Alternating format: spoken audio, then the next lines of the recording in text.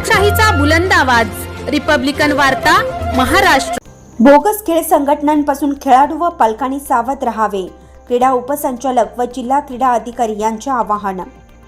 सध्या 10वी व 12वीच्या बोर्डाच्या परीक्षेमध्ये अतिरिक्त गुणांसाठी जिल्ह्यातील खेळाडू व पालकांची माध्यमिक परीक्षा मंडळ व जिल्हा क्रीडा अधिकारी कार्यालयामध्ये धावपळ सुरू असलेली दिसून येत आहे। यातच काही क्रीडा प्रमाणपत्रांना अतिरिक्त क्रीडा गुण मिळत नसल्याने खेळाडू व पालकांची हिरमूस होत आहे। माहिती अधिकार कार्यकर्ता महासंघाचे राज्य कार्याध्यक्ष शेखर कोलते यांच्याकडे प्राप्त तक्रारीनुसार अशा बोगस खेळ व खेळ संघटनांद्वारे खेळाडू व पालकांची दिशाभूल करून फसवणूक झाल्याचं स्पष्ट झालं आहे। अशा खेळ व खेळ संघटनांपासून खेळाडू आणि पालकांनी अधिकच जागरूक व सावध राहावे असं आवाहन नागपूर विभागाचे क्रीडा उपसंचालक शेखर पाटील, नागपूर जिल्ह्याचे जिल्हा क्रीडा अधिकारी पल्लवी धात्रक आणि शेखर कोलते यांनी केलं आहे। आजच्या स्थितीत विविध खेळ प्रकारामध्ये खेळाडूंना 10वी 12वी मध्ये अतिरिक्त गुण, शासकीय नोकर भरतीमध्ये 5% आरक्षण, सूट व सवलती, अन्य योजना, बक्षीस व पुरस्कार, विशेष भरती कोटा, सरळ सेवा भरती असे अनेक लाभ मिळत असल्याने खेळाडू व पालकांचा खेळाप्रती कल अधिकच वाढलेला दिसतो। म्हणून शहर व ग्रामीणमध्ये विविध खेळ प्रकाराचे शेकडो अकॅडमीज व क्लब निर्माण झालेले आहेत। सोबतच आता नवनवीन खेळांच्या संघटना सुद्धा उदयास येत आहेत। याचाच गैरफायदा घेण्यासाठी काही बोगस खेळ संघटना सुद्धा सक्रिय झालेल्या दिसून येत आहेत। खेळाडूंना त्या स्तरावर खेळ खेळता येत नसून सुद्धा 35,000 ते 50,000 रुपये रक्कम घेऊन खेळाडूला सरळ राष्ट्रीय व आंतरराष्ट्रीय स्तरीय स्पर्धेमध्ये सहभाग करून प्रमाणपत्र दिलं जातं।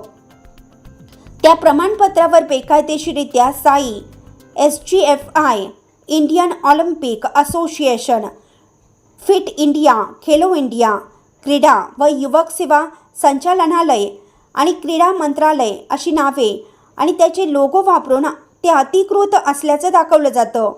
त्या स्पर्धा खाजगी व आमंत्रित स्पर्धा असून त्या अधिकृत व शासन मान्य नसल्यामुळे त्या प्रमाणपत्राला अतिरिक्त गुण आणि इतर कोणतेही शासकीय लाभ मिळत नाही। परंतु त्या अकॅडमी, क्लब संचालक व खेळ संघटनांद्वारे ही माहिती पालक व खेळाडूंना जाणीवपूर्वक देण्यात येत नाही आणि पालकसुद्धा यावर गंभीरता घेत नसल्याने शेवटी यामुळे त्यांची दिशाभूल करून मोठी आर्थिक फसवणूक झाल्याचं प्रकरण समोर येत आहे।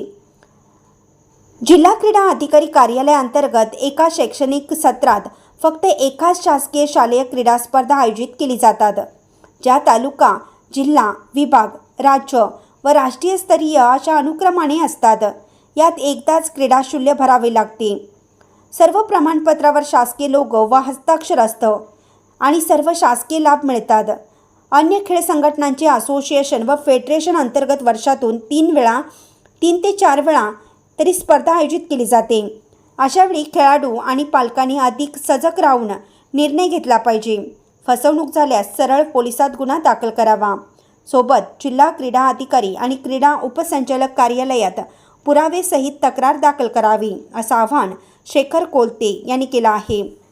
जिल्हा क्रीडा अधिकारी नागपूर या कार्यालयातून आपल्या सर्व नागपूर जिल्ह्यातील खेळाडू, पालक यांना आवाहन करते की आपण आपल्या पाल्याला जेव्हा कुठल्याही गेममध्ये टाकतात तर त्यावेळेला अधिकृत संघटना, शासनाचे जेही काही शासन निर्णय आहे त्याचा जो फायदा खेळाडूंना होतो, ग्रेस गुण, थेट नियुक्ती किंवा पुरस्कार असतील, यामध्ये जर आपल्याला हवा असल्यास तर त्याचा अभ्यास करून आपल्या पाल्याला आपण टाकावं आणि एक साक्षर पालक म्हणून खेळाकडे डोळसपणे बघावं ही विनंती। फेडरेशनच्या खेळांमध्ये खेळाडू व पालकांनी पूर्ण दक्षता घेऊनच सहभागी व्हावे।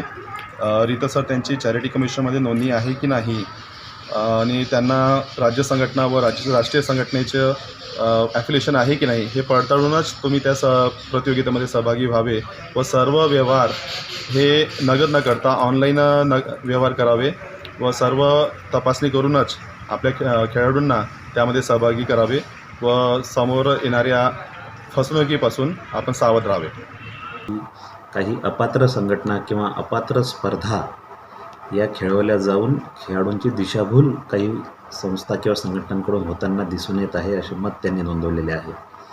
त्या अनुषंगाने मी नागपूर जिल्ह्यासहितच नागपूर विभागातील सर्व 6 जिल्ह्यातील सर्व खेळाडू, पालक क्रीडा शिक्षक यांना सूचित करू इच्छितो की आपण शासकीय कार्यालयांशी संपर्क साधावा. त्यासोबतच शासनाचे जे शासन निर्णय वेळोवेळी निर्गमित होतात, शासनाचे जे सूचनापत्र निर्गमित होतात किंवा ज्या पुस्तिका आमच्यात निर्गमित होतात त्याचं अवलोकन करूनच आपल्या पाल्य ज्या क्रीडा स्पर्धेत खेळतो, ज्या खेळात भाग घेतो आहे, ज्या संघटनेमार्फत भाग घेतो आहे, त्यामध्ये त्या खेळाडूस सवलत गुणांचा लाभ मिळणार आहे का, खेळाडू आरक्षणांतर्गत हा खेळ येतो का, ह्या वयोगटात तो बसतो का, किंवा हा खेळ किंवा ती संघटना किंवा तो क्रीडा प्रकार हा ह्या शासनाच्या कुठल्याही योजनांसाठी पात्र आहे का, याविषयी आधी शहानिशा करा. रिपब्लिकन वार्ता वृत्त संकलन विभाग नाशिक.